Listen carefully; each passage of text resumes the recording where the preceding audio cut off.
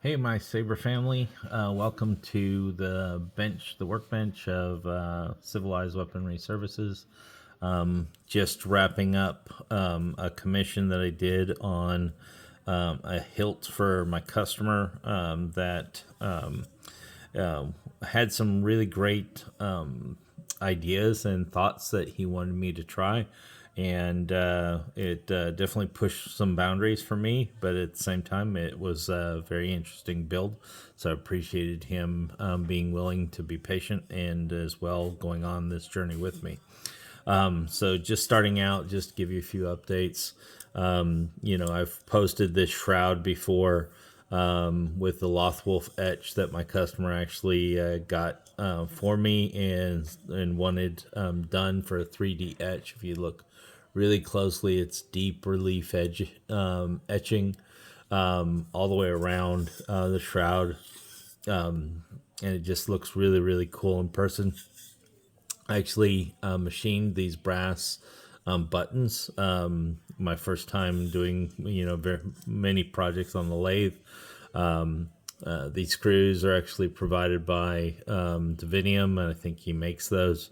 Going around the hilt, this is the built-in crystal chamber that Davinium put in.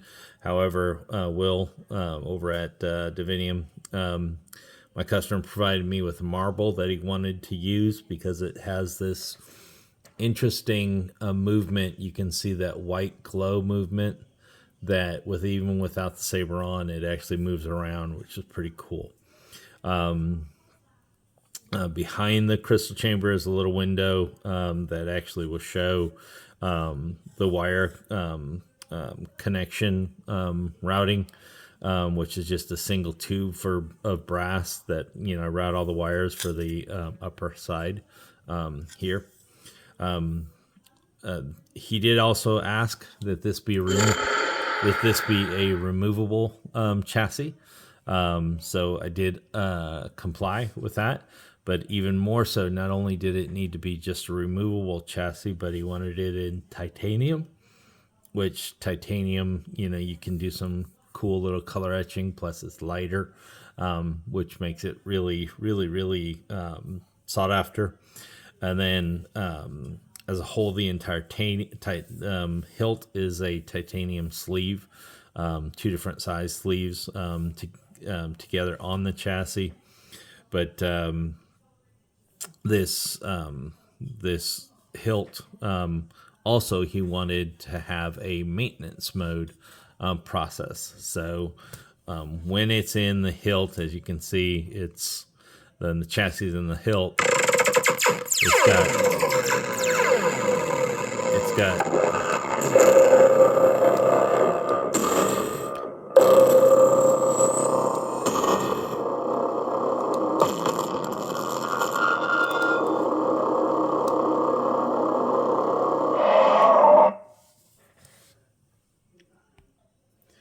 when it's in the hilt, it's got a certain set of fonts, but he also wanted it to have like a maintenance core font so that when I remove it, it actually disconnects and goes into a different maintenance mode. Which then, as you remove it, you can hit the switch, and it's got the crystal workbench font that he provided me to use, and welcome back. You can use the buttons on the side of the chassis to activate. I have a single strip here and here on both sides.